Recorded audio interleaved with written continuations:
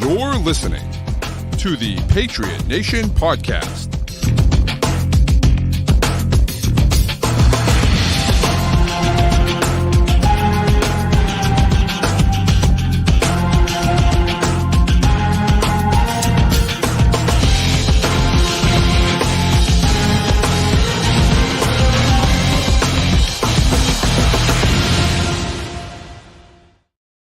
All right, welcome into another edition of the Patriot Nation podcast. You got Pat Lane, as always, here with my man, Matt St. Jean. And as always, we are brought to you by FanDuel, the official sports wagering partner of CLNS Media. Go to FanDuel.com/Boston to sign up today. Matt, we got some interviews, some press maybe not interviews. We got some press conferences. I kind of liked it. I kind of liked what I saw. Yeah, it was, it's a complete change of pace with the way they handled it. And you can tell that was intentional, and I like it. Will it translate the product on the field? Who knows? But it's clear that they're establishing a new culture here, and I think, to a degree, that was definitely needed. I think it starts off with the format for it and the location for it. Instead of being up at the podium, Gerard Mayo is sitting at a table lower and closer to the reporters and opening by talking about how he wants to be buddy-buddy with them. So very, right off the bat, this is different. But I thought, all three coordinators plus Gerard Mayo, it took questions, and I thought they all sounded very good. Yeah, I'll tell you, it's so funny because I never listen to Felgermas, never. But I went out to the store today, and I wasn't because I'm not going back and forth to school this week. I'm not up on the podcast anymore. So usually, even if I'm only in the car for 5 minutes, I'll throw on a podcast because I'm usually in the middle one. I wasn't. So I'm like, whatever. I'll just put it on the radio. I don't care. And Maz said something, Felger Mazaron, and Maz said something that struck a chord with me. And he said that sitting at the table, the way they were, instead of sitting at the podium, sitting at the table reminded him of the way you would talk to a toddler. Right, the way that you would approach talking to a toddler. So you would say, you get eye level with the toddler, and and he's like, but not when you're talking to adults. And I'm like, well, wait a second, that's the perfect analogy, because the Boston media is so toxic and childish that they kind of are like the toddlers in the room. I mean, it's kind of like, they're going to turn on you the second things go wrong.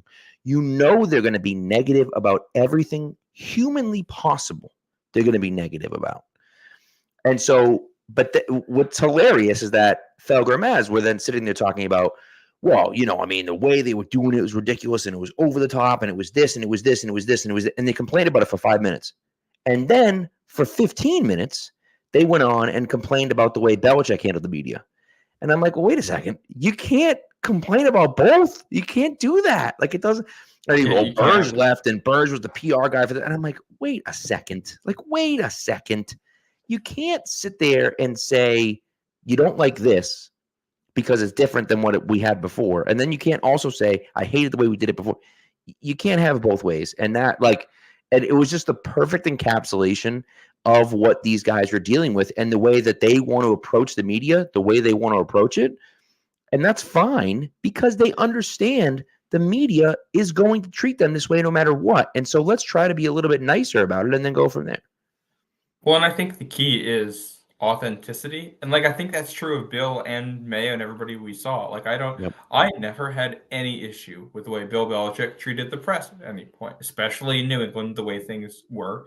And Bill's whole thing was, he wanted to give away as little information as possible for strategic reasons and also to protect his players. He's never going to get too high on a player unless they're an opposing player usually, and he's never going to get too low on a player publicly because those evaluations are in-house, and there's strategic reasons for that and also emotional reasons for that. There's no reason to throw a player under the bus. He's not Rick Pitino, for anybody who saw those quotes from the St. John's head coach last week, who threw his entire team under the bus after a loss. But, Gerard Mayo is a different type of leader. And we've seen coaches be critical of their players to the press and praise their players to the press in ways that I think are fair. And Gerard Mayo seems to be a little bit more open in that regard. And I don't think, this isn't one is better than the other type thing. They're different leadership styles for different locker rooms and different people. Yep. And we'll see, what's going to make the difference here for Mayo, I think, is the X's and O's at the end of the day. But it's clear that this is a leadership style that can work in the NFL and has worked for him as a coach in New England before. And I'm excited to see where it leads. Yeah. Yep. Old man Mob, I must say, put it a lot more eloquently than I did, but he doesn't care about the head coach and media people, whether they're friends or not. And no disrespect to any Pats media people out there. Listen, I love a lot of Pats media out there. There's a lot of great men and women that cover the Patriots that write, authentic, real stuff. Okay. There's just also a lot of people that are just negative to be negative, and that sells, unfortunately. And those people usually have the loudest voices. But I do think that, you're on the right. I think, at least for me, you're on the right page here when you're talking about authenticity. And this is the way these guys are. This is who they are.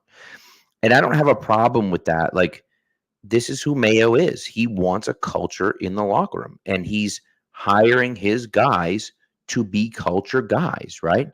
He's hiring, Alex Van Pelt because he thinks he's a culture guy. He's hiring Jeremy Springer. I was thoroughly impressed with what I saw from Springer.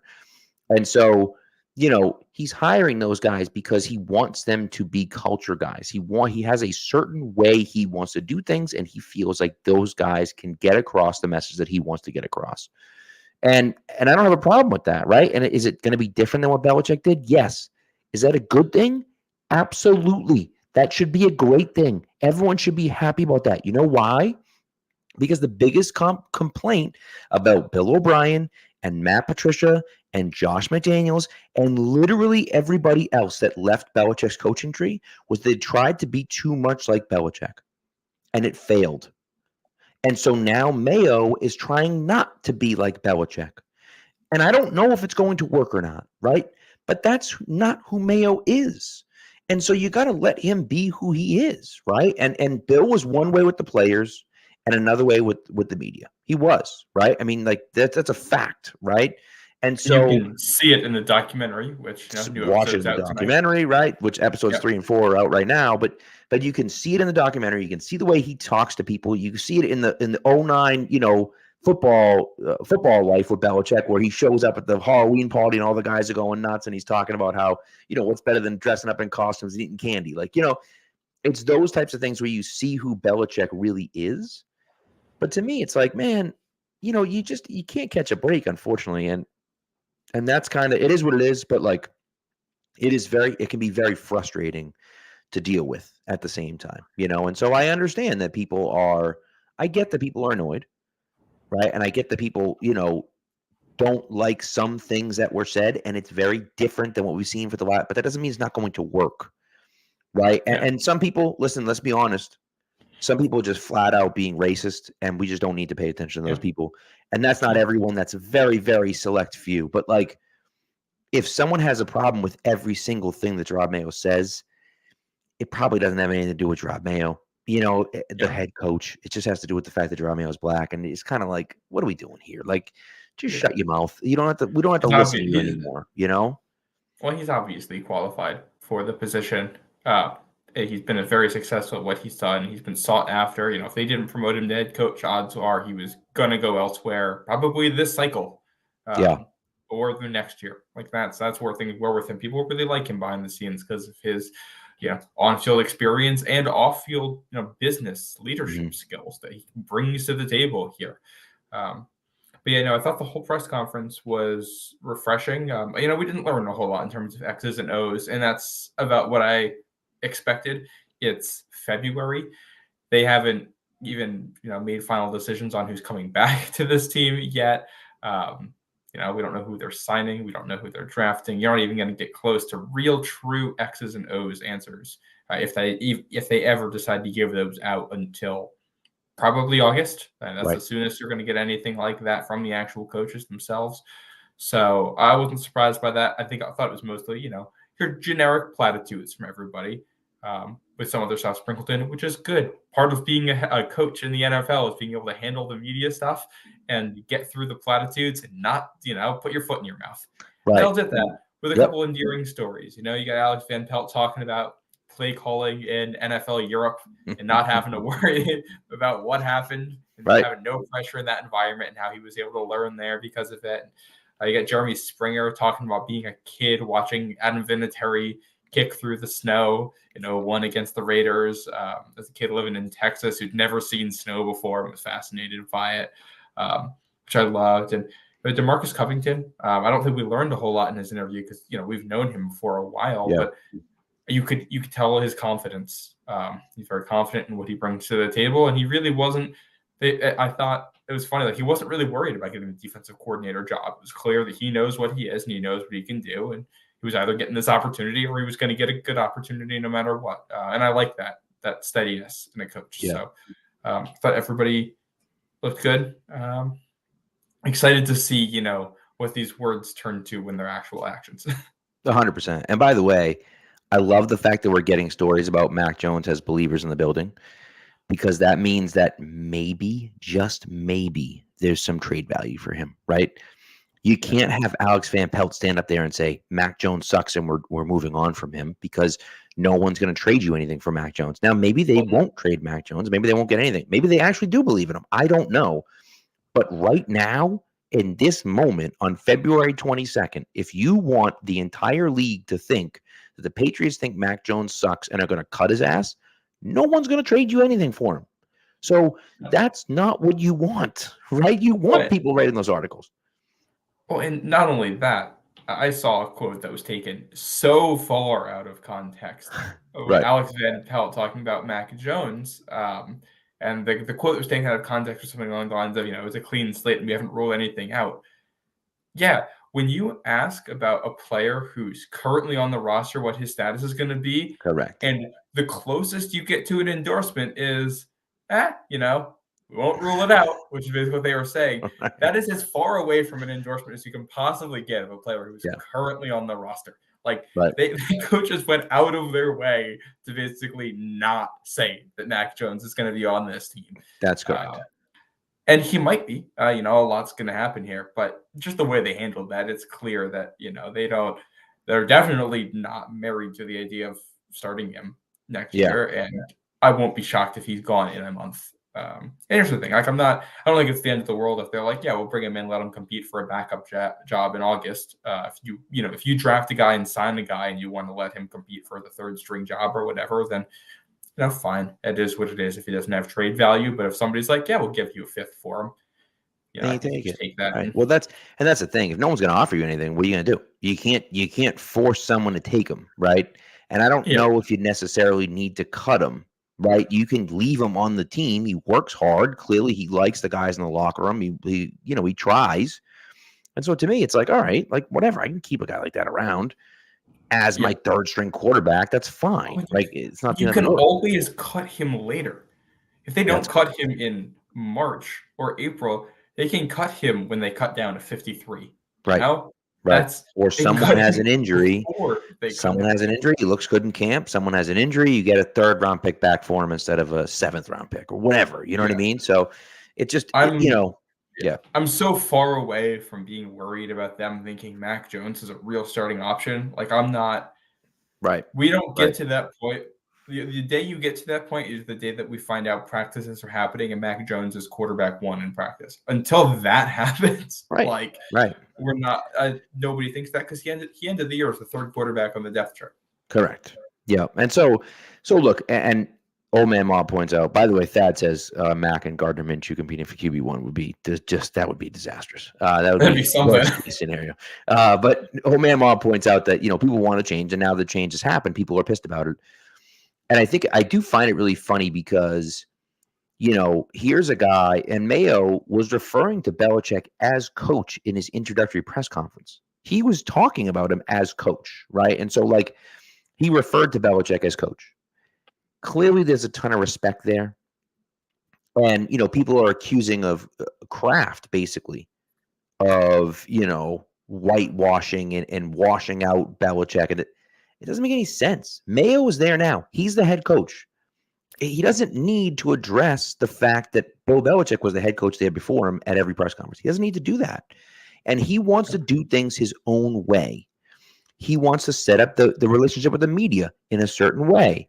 He wants to do those things. Why is he setting up those expectations now? Because he wants it done now so that when the time comes for those things to happen, everyone knows what to expect.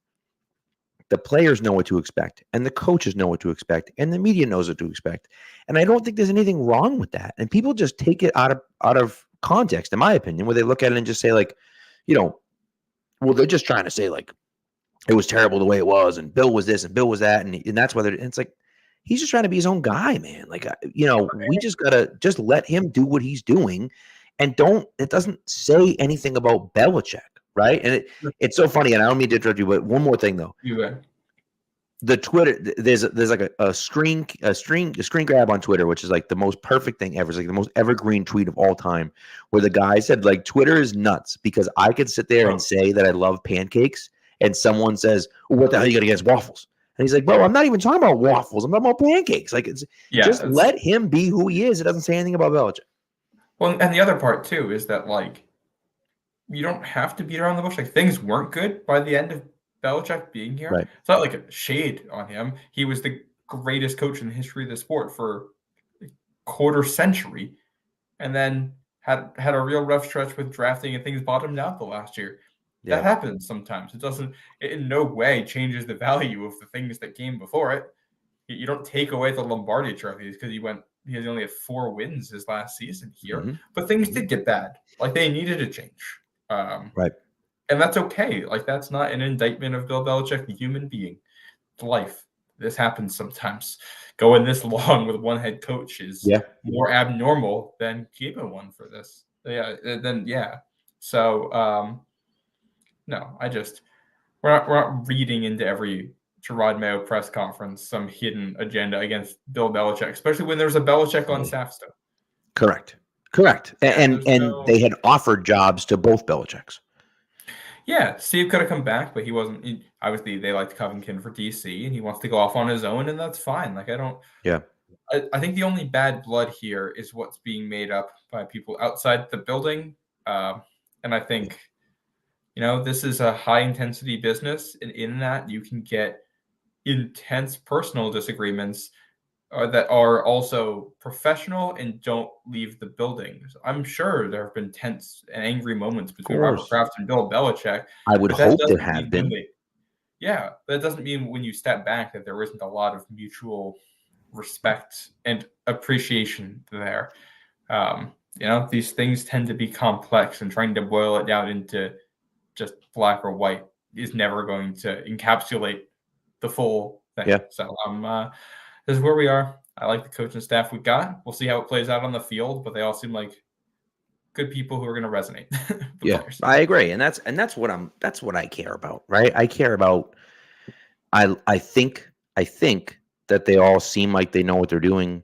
They seem to have a plan, which is good, and that's what we care. And look, we have no idea what it's going to look like, right? Like you said, we're not going to even talk about X's and O's for months. And they don't want to talk about X's and O's, obviously, but like they're not talking about that for months from now. And I just, like, what do they look like on paper? Or I guess, in front of the camera? They look good. They sound good. They sound like they know what they're talking about. They sound like they're ready to change things here. You look at 3 guys. Van Pelt's been an OC before, but never called plays. DC's never called plays, right? And then Springer's never been. Well, I guess he was the head special teams coach in LA? I believe he was the assistant. So he was the assistant, right? I'm pretty sure, right? So he wasn't. So you got 3 guys that are basically brand new coordinators in their roles, right? Again, AVP was a coordinator, but he's never actually called plays for a full season. So you had 3 new guys basically, and a brand new head coach who's never been a head coach before. So, those are the things for me that I think are important. They're coming in with the right attitude. I'd like to see that. And so, I'm happy with that. I'm happy with the way things look over there. I do. Old Man Mom Medicine's Taylor Embry and Tyler Hughes, who I like a lot. Both of those guys. And we'll see. I mean, we have no idea. We don't know what the roster is going to look like. We have no idea what's going on. But the first blush, I like it. Yeah, I'm excited for it, and it's having a bunch of guys in new roles is also very much the norm in a lot of ways. And I'm sure there's going to be hiccups at some point, and that's to be expected. And it doesn't mean that it's a failure. It means that there's going to be growing pains as these guys get into their new roles and figure it out. And that's why, we're not going to reserve judgment on this until the end of the second year with these guys, unless things are, so obviously gone off the rails that you kind of have to. But no, you grow through some of the stuff, and these guys are young and they'll learn, and they have some good assistants. They're going to help with that. Also, Thad Skywalker in the chat here asks, I want to know why Alex Van Pelt was fired by Cleveland. My understanding of that situation from what I've read is that was kind of ownership sticking in. Basically had a lot to do with making Deshaun Watson look good. And because Deshaun Watson hasn't looked good, they're like, all right, we're going to change the offensive staff and get people that suit him more. And, based on the Deshaun Watson we saw on the field last year, I don't think there is a coaching staff that's going to fix what's wrong with him. But they are. This is the typical owner meddling when you spend a lot of money and it doesn't work. And you're like, all right, we're going to do this to make my investment look good. Which, is that never works out. And that's, not what's going on here in New England. Correct. But Van Pelt is, a guy who's designed plays and experience.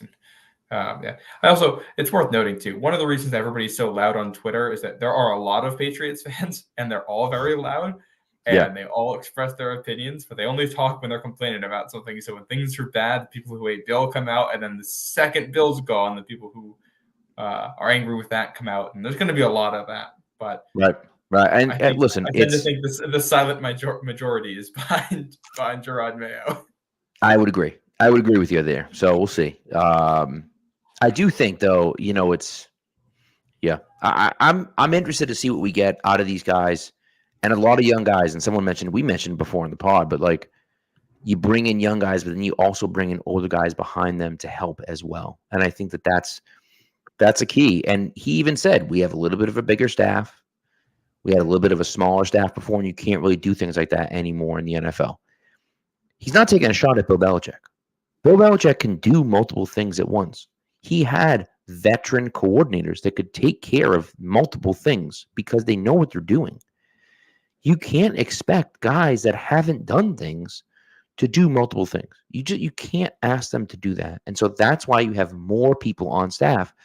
Why do you have more scouts on staff? Because you want to get more you want to get more voices in there. You want to hear what people have to say. And so, it is what it is. But ultimately, what's going to happen is that this, just like any other group, whether it be in the personnel department, whether it be in the coaching staff, is going to be judged on success on the field, right? And Mayo said that. He's like, we want to win because that's how we get judged, right? And that comes down to having good players. Belichick's the greatest coach of all time. He's talked about it over and over and over and over again. The only way you win is with players. You have to have the players to win. He didn't have the players to win the last few years. That's why the teams haven't been good. And yes, is that mostly on him? It is, because he was also the GM, right? And so it becomes one of those situations where you look at it and say, all right, now we have to get the right guys. And that comes from Elliott Wolf. And that comes from the scouting department, and that comes from the coaching staff too, because they want that they have a specific vision, right? Like Wolf is the GM, sure, but it sounds like it's going to be a collaborative effort, right? They're not drafting. If Jaden Daniels doesn't fit into what they want to do, they're not drafting Jaden Daniels at number 3 just because he's the best quarterback available, right? And so that's part of what has to go into it. And if they miss on those things, and they miss on those players, and they don't get good players in here, they're not going to last long. And that's really ultimately what it comes down to. Yeah. I'll also say, I'm not going to put the comment up on screen, but there's somebody saying that there's been a smear job on Bill in the media by the Crafts for over a year. No, the team won 4 football games, and people voiced frustration about it and then explained how they got to that point. Yep. And by the way, I think that the problem is heavy is the head that wears the crown, right? Bill is the guy. He was the guy. He did everything. He was the GM. He was the head coach. He was everything. Now, again, I will say, and I've said this before, that if they don't spend money this year, if they don't re-sign Onwenu, if they don't re-sign Kyle Duggar, if they don't go out there and spend real money on real talented players, I'm not talking about mid-level talented players.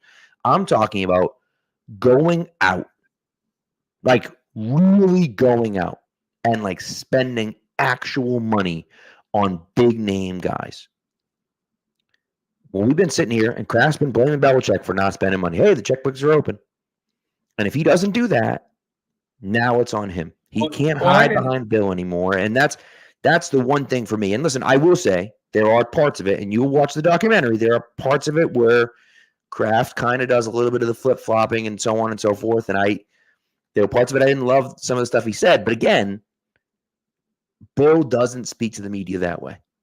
And so we don't get Bill's version of it. And I don't think it's a smear job by Kraft as much as it is him just speaking his mind.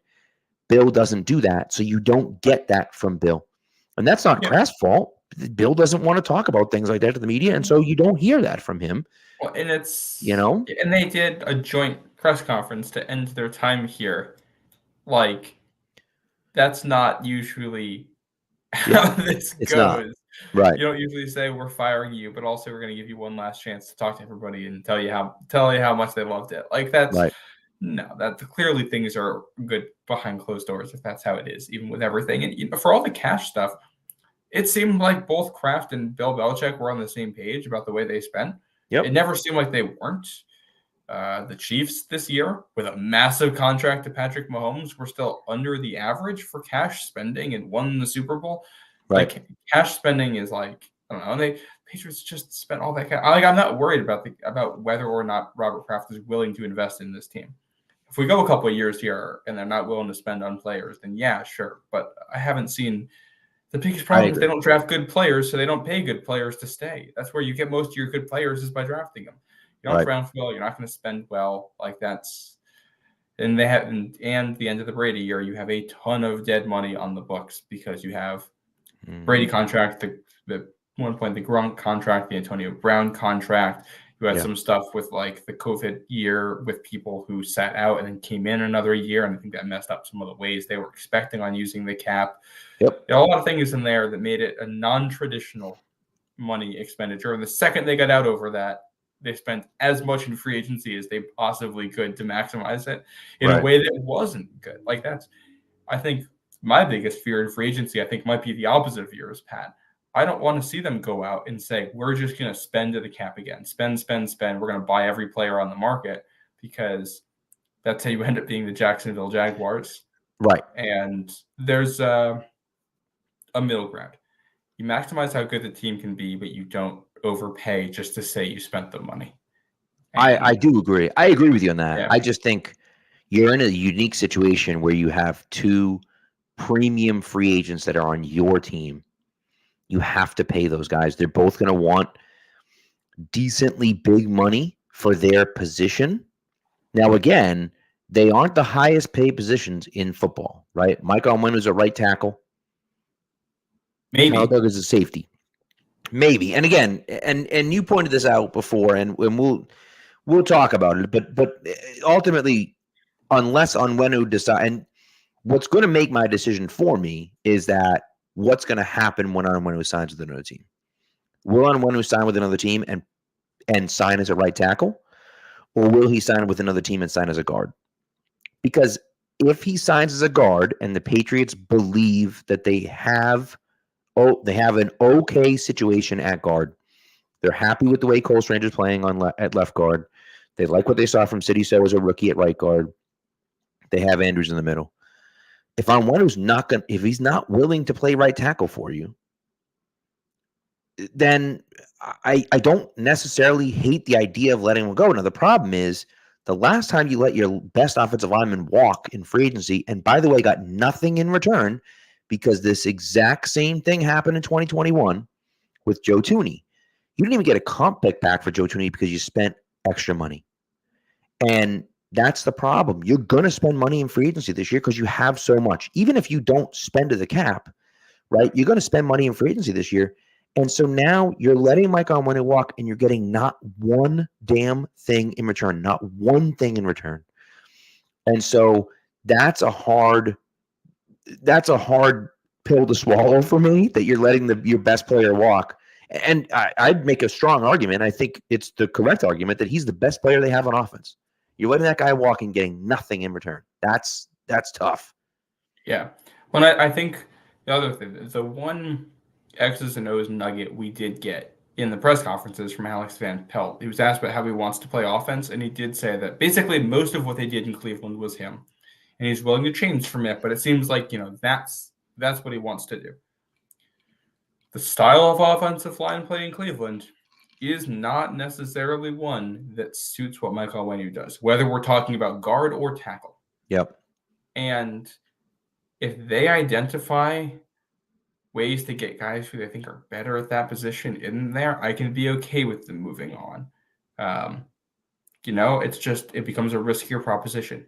If you want to move on from Onwenu because he only wants to play guard, he doesn't want to play for you as a tackle, and you think you can get a better, guard or tackle or whatever, you can use that money better on your offensive line, I'm okay with that.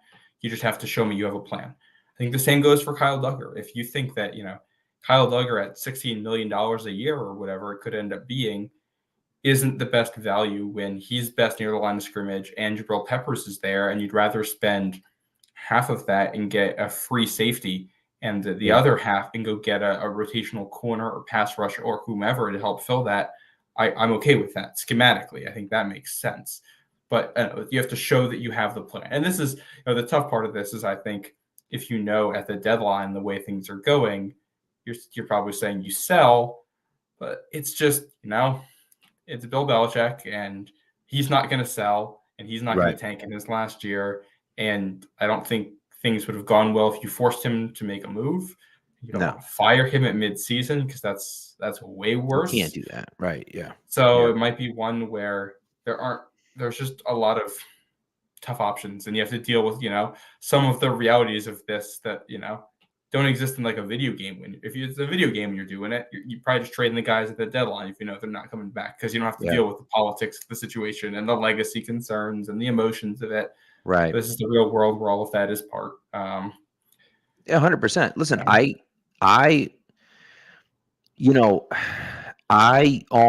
look at it and almost think that I think it makes sense for the Patriots to franchise Mike Onwenu.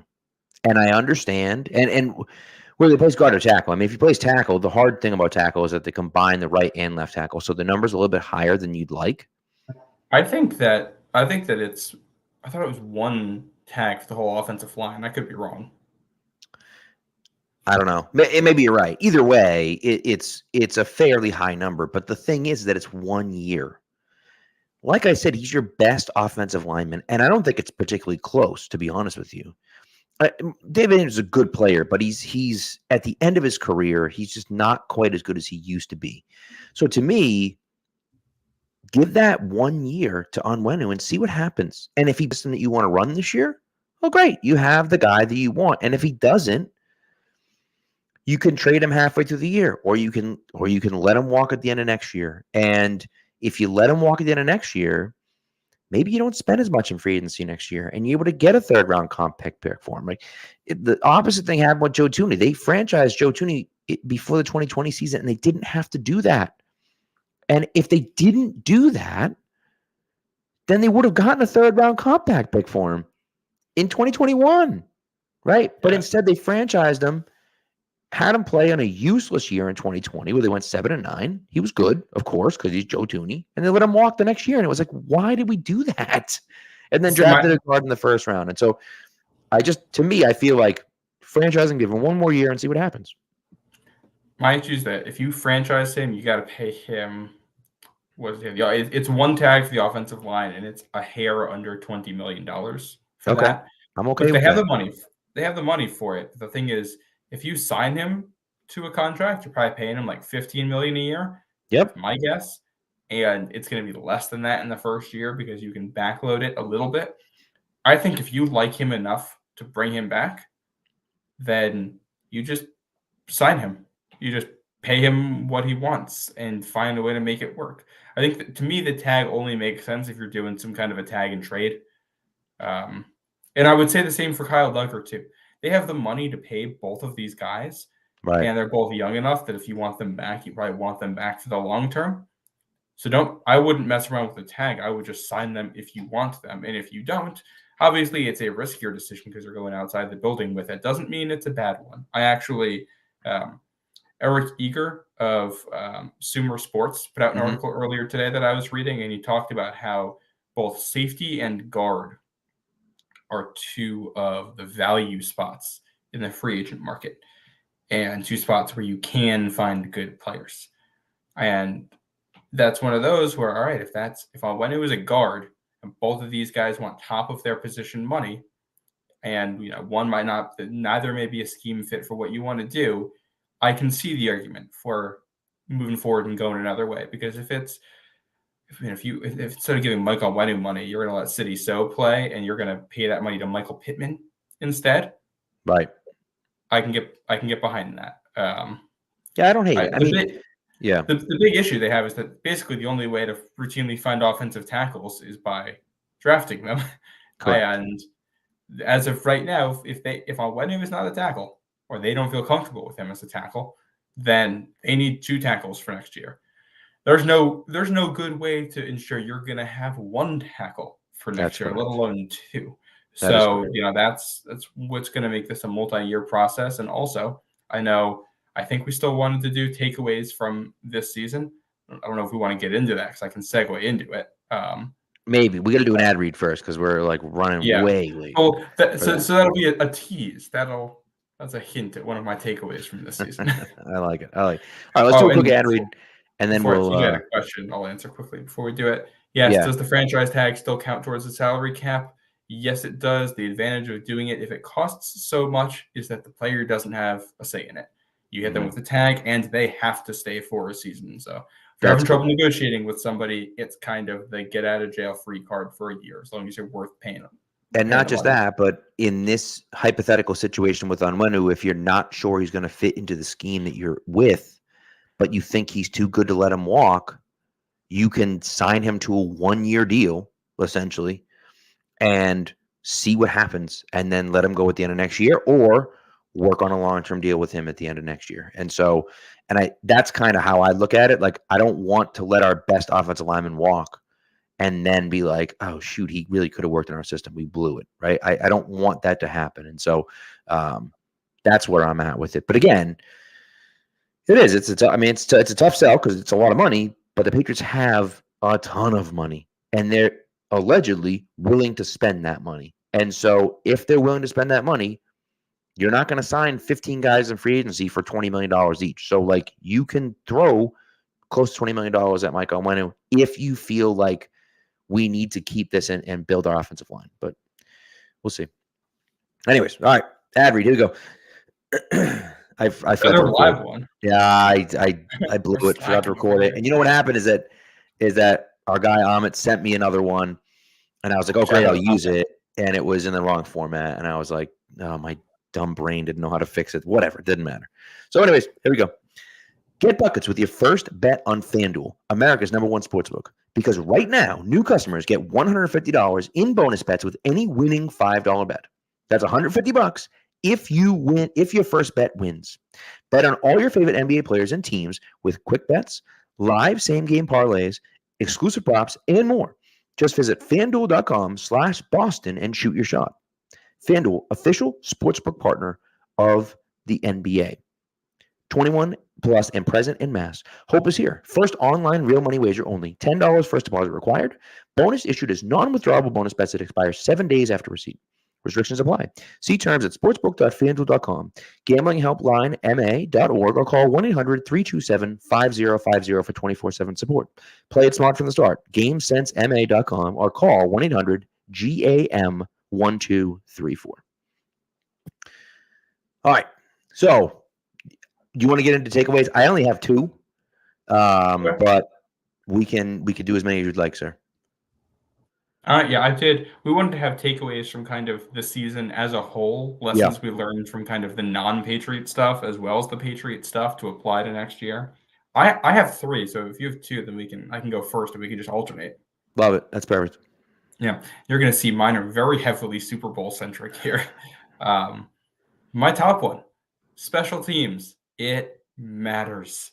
I think we saw that in a big way this season. And the Super Bowl game that went to overtime and was decided, in extra time there and in the final possessions, it came down to the smallest of margins. In a lot of ways, it came down to a ball bouncing off of somebody's foot on a punt return because you didn't get the Peter call right and people didn't get out of the way. That leads to a turnover and, a game with Patrick Mahomes and Travis Kelce and Deebo Samuel and Christian McCaffrey and all these guys comes down to a rookie day 3 pick who doesn't execute a special teams assignment correctly. That's the margins we're dealing with here. And it's easy to talk about guys like 1 through 30 at the top of the roster. Right. The other 16, 17 guys, 18 guys, whatever it is, who are active on game day matter too. And making sure you have a solid roster all the way through in all 3 aspects is huge. You're not going to win without it. I like it. The first one for me is similar to yours, but it's that coaching matters. Is that, we talk about, obviously Patrick Mahomes is incredible and he wins another Super Bowl and he's the best player in the NFL and that's why the Chiefs win, and that's true. However, Andy Reid's also a fantastic head coach. And you look at the overtime decision, you look at some of the decisions that they make ahead of time and how prepared the Chiefs are for the moment. And it's also, and of course, the players have something to do with it, right? But you just always feel like you felt with the Patriots when they were in their heyday, that you have a chance at the end of the game. All you have to do is hold on, and you have a chance. And part of that comes, obviously, with great players, but part of that comes to coaching as well, where they're coached up to be like, hey, don't panic, don't freak out, everything's fine. Nobody's screwed. It's no big deal. Those are things I think that are super important that get overlooked, right? Where we sit there and talk about it's a player's game, and it is a player's game. Don't get me wrong. It's a player's game, 100%. But coaching's a big part of it, and that gets lost in the shuffle at times, and it shouldn't. And so I think that coaching matters so much to what it is that you're doing. And so that's my first takeaway. I like that. I think we saw that big time all throughout the postseason. I think it's huge. Yeah. My second one, you need a quarterback who can handle pressure, who can operate under pressure. Yeah. We saw this with Mac Jones and Bailey Zappi in New England, and the way pressure impacted both of them. We saw it in the Super Bowl. In a lot of ways, the other difference in this was that in 2 different plays, in crucial moments, Brock Purdy couldn't execute under pressure, and in big moments, Mahomes did. We saw that in the conference championship games too, being able to handle the pass rush and make plays in spite of it. You know what we never talked about this season? The Ravens, the top team in the AFC, had a rotation at left tackle because they didn't trust their guys and they were still trying to figure it out and figure out what's going on there. And they made it to the AFC Championship game, and they were the top team in the regular season. Why? He had a quarterback where it didn't matter with his running ability and ability to create and ability to get rid of the ball quickly. It didn't matter. I just talked about how hard it is to find offensive linemen in the NFL. Yep. Patriots probably are not fixing this offensive tackle situation in the next year, 2 years, 3 years. It's probably going to be, some Band-Aids in there while they try to make it work. That means whoever's back there playing quarterback has to be somebody who you can put in a situation like that and they can still, be productive. Be a guy who can avoid sacks, get rid of the ball, do it without turning the ball over. And if you can do all that and create big plays, even better. That's the ideal. But, you got to do something. You can't take a lot of sacks. You can't throw a ton of picks. You definitely can't do both of those things. And I think we've seen that the last 2 seasons, really. So Yeah, got to be I, better. I think it's a great one. It's a great point. And, you look at the best quarterbacks in the league and what they can do and so on and so forth. And I think that that's totally true. And so kind of leads to my next point, maybe not so much, but kind of leads to my next point, which is you need to be multiple. You have to be able to do multiple things. You can't just throw the ball. You can't just rely on the short game. You can't just rely on the deep game. And it goes for defense as well. But you have to be able to score and move the ball in different ways because there are coordinators out there that are good enough to stop you. And to me, it's a little bit of both, but this is where the Ravens, we didn't talk about the Ravens. You mentioned the Ravens. We didn't talk about them because he could deal with pressure. The coaching falls apart. Why did the coaching fall apart? Because they stopped using both facets of their offense. They stopped running the ball, which is insane to think about at that point. And so, for me, it becomes a situation where you look at it and say, you have to feel comfortable in doing everything. Were the Chiefs running on the 49ers all game? No. But Pacheco had an okay game. He didn't do great, but he had an okay game. And when that wasn't working, they started using swing passes and quick passes and things like that to supplement their running game. They said, okay, we can't sit in the pocket for 4 seconds and throw downfield every time. We have to do it in a different way. And so I think for me that's, and it seems kind of obvious, but that to me is one of those things where it's like you have to be able to do both. You can't just run it like you're Tennessee, right? But you also can't just pass it because you're not going to succeed when you do that either. No, the more ways you can win, the harder you are to stop. Yep, exactly. Yeah. My final one here, going a little bit more small picture than that one. Yeah. Separation is key for your wide receivers. Oh, God. Yeah. This is that's just the number one thing for me now. Obviously, there's a New England aspect to that with what we watched, but you watched the Super Bowl and how San Francisco's receivers were not consistently able to beat press and create separation. Debo, I think, was a big part of that. That leaned on him big time in the game plan, and he couldn't create separation on a consistent basis. Mm-hmm. And I think I'm not super interested in paying big money for guys who can't, win routes and create separation on their own. And also when it comes to drafting a receiver, I like Rome Odunze a lot. I'm going to take Malik Neighbors over him because he creates more separation. Yep. Keon Coleman is an athletic freak who can box dudes out. But give me a dude like Lad McConkey or whatever who wins off of press and who can win at the top of his routes and who doesn't need to make all those contested catches. I think that's much more reliable for what a team needs going forward in the modern NFL because corners are really good at what they do and you need receivers who can still beat them. Especially if you got a young quarterback and you're probably not going to be able to pass block that well because that's very hard to do. The receivers need to be open. Otherwise, you're going to be thrown into traffic a ton and getting picks. That's correct. Yeah. And so, I guess this isn't really a takeaway from the league, but I think that, it's a testament to kind of San Fran.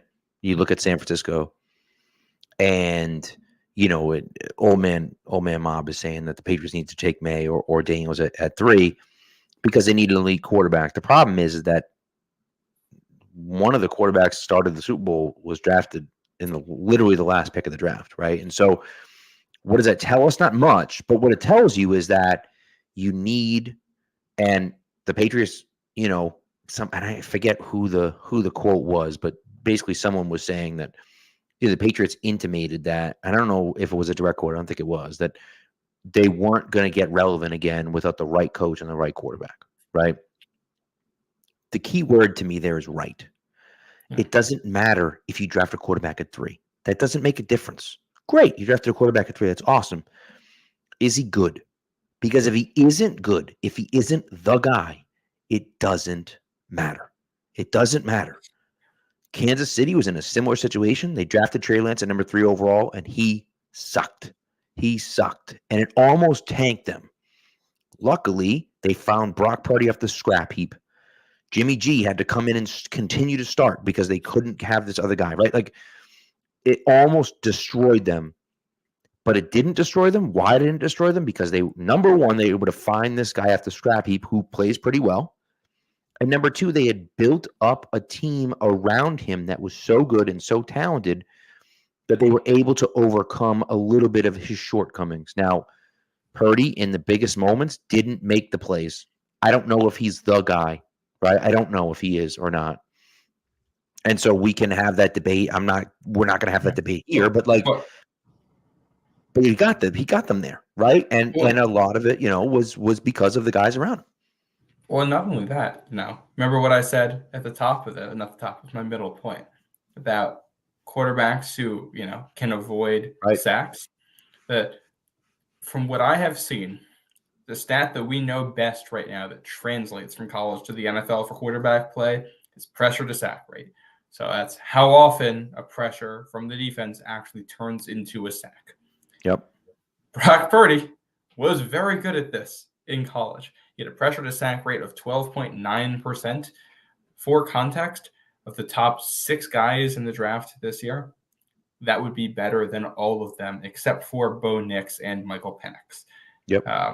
It's a little bit better than J.J. McCarthy, and then May and Caleb Williams are a little bit above that. And I think Jaden Daniels, has the highest of anybody, which makes me concerned there. But, Brock Purdy avoids sacks. He's been pretty good at it. His issue, I think what we saw was not having the athleticism to turn some of those plays from incompletions into completions or whatever. Like he can avoid the sacks, but Mahomes avoids the sacks and turns it into a touchdown. And that's correct. So hard to deal with. And listen, by the way, I don't want you to think that I'm saying they shouldn't take a quarterback at 3. If they believe that one of those guys is the guy, they should take him at 3, right? But if they like Bo Nix or they like Michael Penix Jr., and who knows what the medicals are going to look like on Penix. I don't know what the medicals are going to look like. I would be willing to say, even if the medicals don't look good, right? Like, put Michael Penix in a Malcolm Mitchell box, right? Where the medicals look really bad, but you can get a guy that has the talent to be a first-round pick. He should be a first-round pick. He should be a top 10 pick with the way he played this year, the way he avoids sacks, the way he moves and maneuvers in the pocket. His arm is incredible.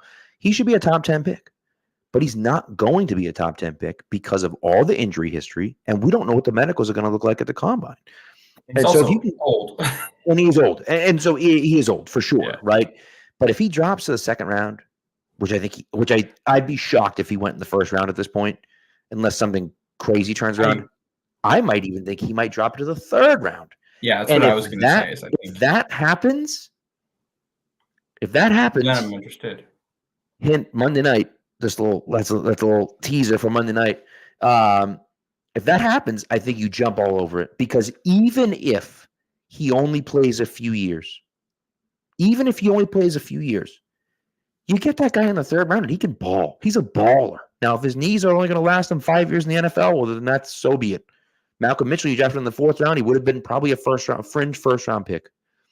And he only played the 1 year, but he won you a damn Super Bowl, right? Now, Michael Penix is going to win your Super Bowl, but still, you know what I mean? Like, you get the idea that the value of it starts to be so good that it becomes difficult to turn down. And I think that it's realistic to think he's going to end up in the third round just because of the medicals.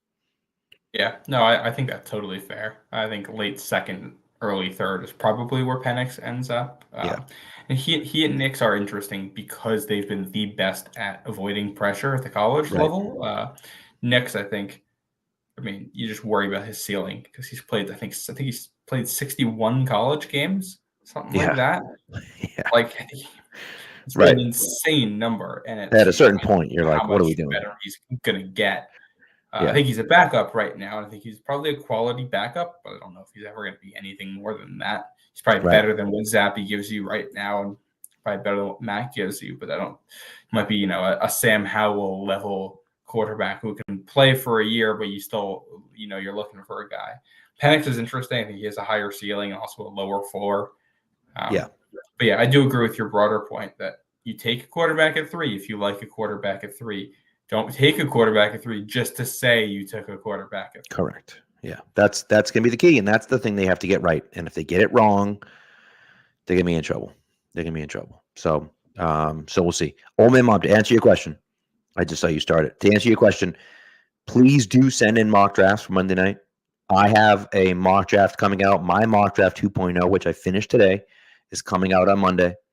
We're going to talk about it on the show on Monday night, but we're also going to talk about some mock drafts that people submit as well. So, what's our email?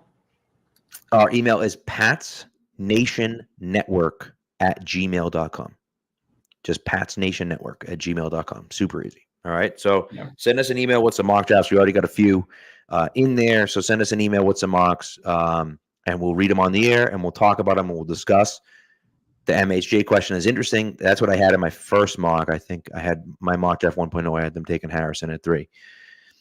I don't know. I don't know which way they're going to go, but it is interesting. I don't know if I'm going to have them stay at 3 and take a quarterback at all. I don't have them in this mock. Spoiler alert.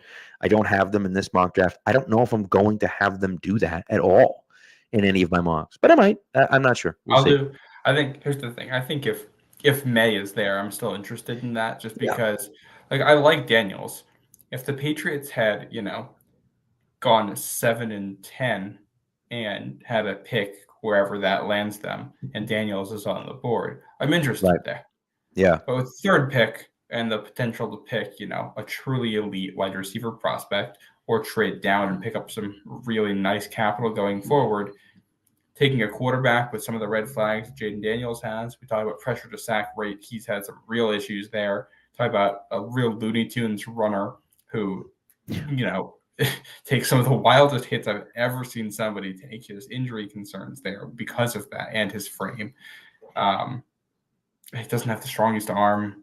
Yeah. He's a good athlete, but he's not a Lamar level athlete. He can read the field well, but he's not elite at that. I think there's enough red flags. I don't know how I feel about him at 3. May, on the other hand, is already better in the pocket with his pocket presence and younger and did it with worse weapons. So I still have questions there. I think that's still a project, but if he's there at 3, I'll be in that way. Yeah. And that it is all one word, patsnationnetwork@gmail.com. So yeah. All right. I think that's it. We're going to do our final things, or did you want to talk about anything else? I think that was it, right? I think that's it for me. When does free agency actually open? I gotta Google this. I think it's in 2.5 weeks. The legal tampering period starts in 2.5 weeks, I believe. I think it's like March 12th. That might be right. It might be the 11th and the 13th. It's something like that. Yeah. The 11th is when the tampering period starts. The 13th. That's the Monday. Is when you can start. Right. Yeah, the 11th is the Monday. The 13th is the Wednesday. Is when people can officially start signing. So that's okay. We're getting there. Yeah. Yep. 3 weeks we're almost from now. We'll it's gonna be wild. Idea. Let me tell you something, man. I'm gonna be on a. This is insane. I'm going on a school trip. For whatever, I'm going on a school trip, and I'm going with a bunch of teachers, and so it's like a conference that we're going to, whatever, in Chicago, just outside of Chicago, and the dates are literally March 10th to March 4th. We're coming home on the night of the 13th, so I'm like the 11th. I'm going to be in the 11th at noon is like the legal tampering period or something like that. I'm going to be in a conference, and my phone's just going to be blowing up with all. You're gonna come out of that to so many texts and I'm gonna be like, God damn it, dude. And we're gonna, I don't know. I'm debating taking my stuff with me. I don't know if I'm gonna, but I'm debating it. I might just be. Who knows? We might have some time at night. We'll see what happens. I think I do get my own hotel room, so perhaps we'll do an instant reaction show if some big news drops. If not, I can handle it. I know. People are coming to the show for me anyway. So. That's a good point. That's a great point. They're not coming to me. They're not coming for me. That's for sure. So, but anyways, so I was just like, oh my God, terrible timing. My sister is pregnant and she is due like the 15th or something like that. And I'm like, bro, like if you Yeah, it's bad timing. But what do you You got? should name the kid after whoever the biggest free agent the Patriots sign is. Well, as I said to her, I'm like, listen, man, you gotta. I'm like, you gotta either have the baby before I leave or wait until I come home. What do you want? What do you want me to do? It's just the way it goes. Have a new announcement: Mike Evans Lane. Mike Evans Lane. Oh, that'd be good. That'd be good. So, all right. Trivia, and then Yes. Let's do trivia, and then we'll go from there. So we are going to announce another winner. We'll do that next week, I think. This will be our second trivia winner. Yeah, this will be our last trivia question of this segment, and we'll do a winner after. Love it. Yeah. Who won the last one? The last one was Gary Sourbuts over Gary. It took the friggin' thing like a year and a half to get to him, but it got to him. Just took forever. They had to send a replacement. It was a whole mess.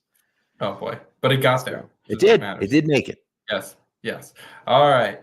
This week's trivia question, and we're staying in the theme of both free agency and the dynasty being out right now. Okay. Which 2001 Patriots free agent signing scored the team's only receiving touchdowns in that year's playoff run? Oh, I know. Answers in the chat. I'm sure somebody's going to jump right on this one. I mean, come on now. Come on. If you're watching the Dynasty, you should know this. But watching the Dynasty, you should know that, period. You should, but you got something refreshing in your head. That's a great point. Yeah. That's a great point. Yeah.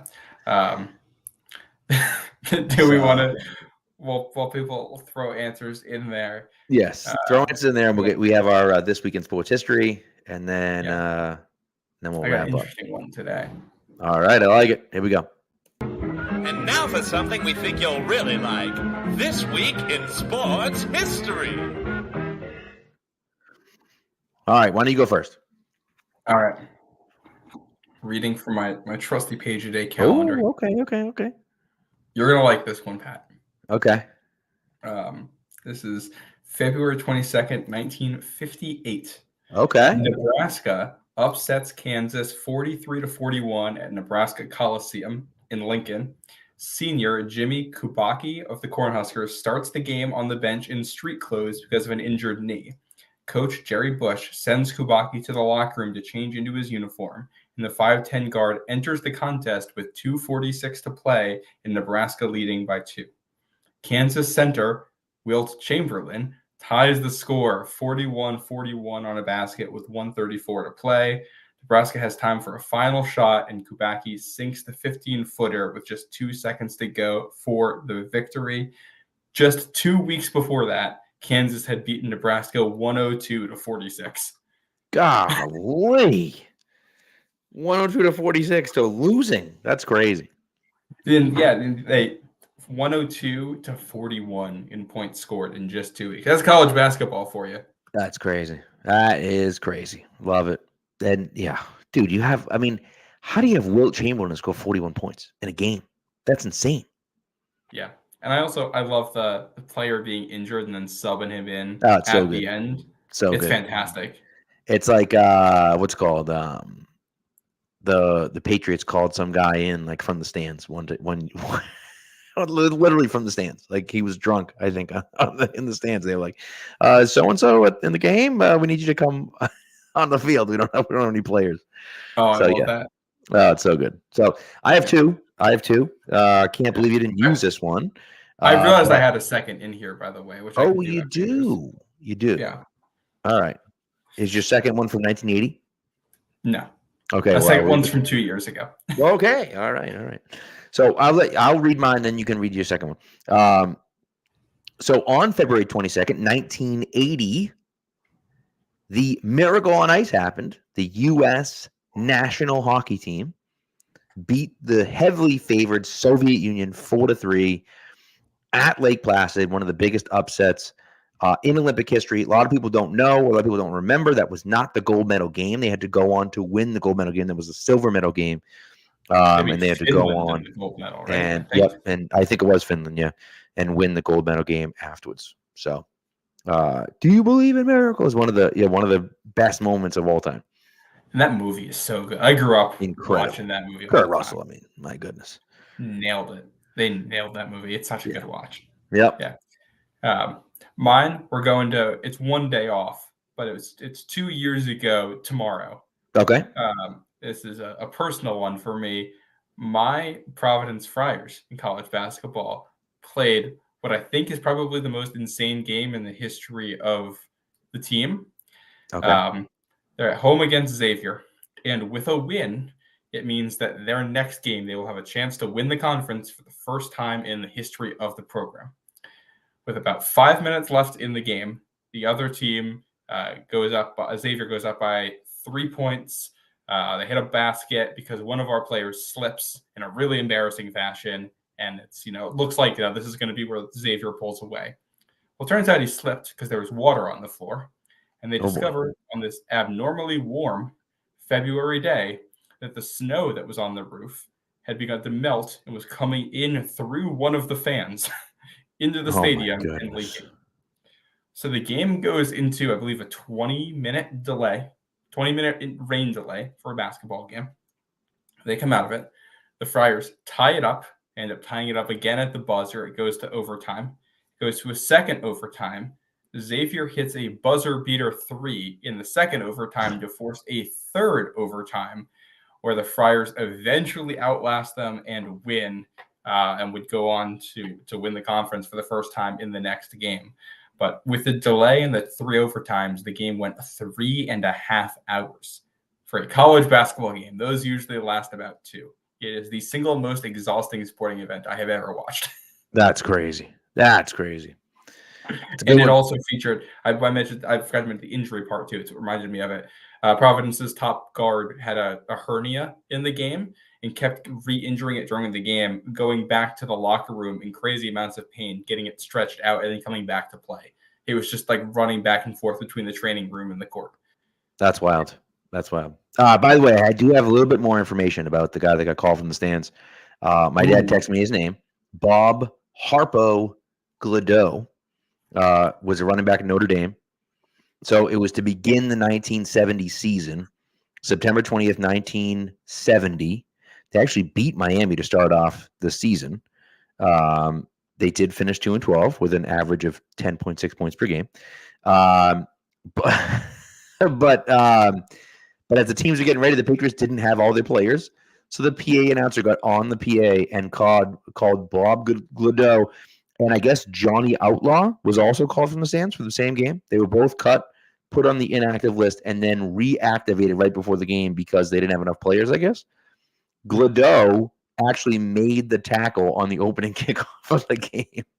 He was in the stands, like in street clothes, got dressed, made the tackle in the opening kickoff. And I think they outlawed, pretty sure they outlawed it after that season, that you couldn't do that anymore. But yeah, there you go. That is Gladeau. I'm sorry, I mispronounced it there. I was corrected. Anyway, so that's that. Okay, my last on this day in history, February 22nd, 1893 was the first Iron Bowl. There you go. Auburn beats Alabama 32-22. Why was it played in February? I have no idea. Doesn't make any sense to me, but sure. First Iron Bowl, Auburn beats Alabama 32-22 in Birmingham, Alabama. I love it. Bob Gladeau, by the way, is on Twitter. He hasn't tweeted in almost 5 years, and he has 22 followers. But this appears to be him. Oh, maybe we can get him on the show sometime, Everybody wants to go ask him questions. But anyways, so that's it. That's all we got. Monday, we'll be back on Monday. Okay. I'm sorry. One more update. Apparently, this is, again, coming from my dad, the historian, works at the Patriots Hall of Fame, by the way, but has been a Patriots fan his whole life. He said the coach fired 2 players for not signing a new contract just before the game. And he was like, they both did sign new contracts. So he said, all right, see you later. And then they pulled 2 guys out of the ground that they had cut a few days before. So complete insanity. Fantastic. Just complete insanity. I love it so much. I love the old hijinks around sports. Oh, it's so good. Yeah. And the Patriots had a fan run on the field during a play once, right? They had a fan run on the field during a play. They had, when they were playing at Fenway, think it was the Dolphins. Was it the Dolphins? When they were playing at Fenway, the fence was like right next to the back of the end zone, and they had a guy reach over like it was a game-winning pass to I think it was the Dolphins, and a guy just reached over and batted the ball away from the receiver, and the Patriots won the game, and the refs didn't see it or didn't call it or whatever, and that was the end of that. So, but yeah, lots of craziness happened back then. It was the wild west back then. So, love it. But I love it. So, anyways, all right, that's what we got. Monday night, we're going to be back Monday night.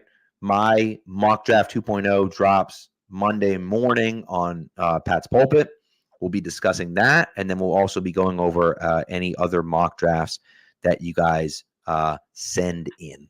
So, again, if you want to email them in, it's Pat's Nation Network, all one word, Pat's Nation Network @gmail.com. Email those in. We'll read them on air, and then we'll go from there. So that's what we got.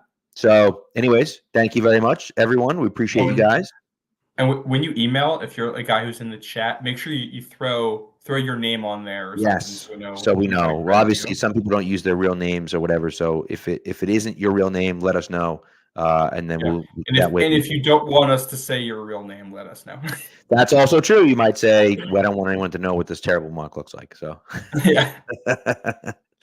So, anyways, all right. Well, thanks, guys. We appreciate it, and we'll talk to you on Monday. Have a great weekend, everyone.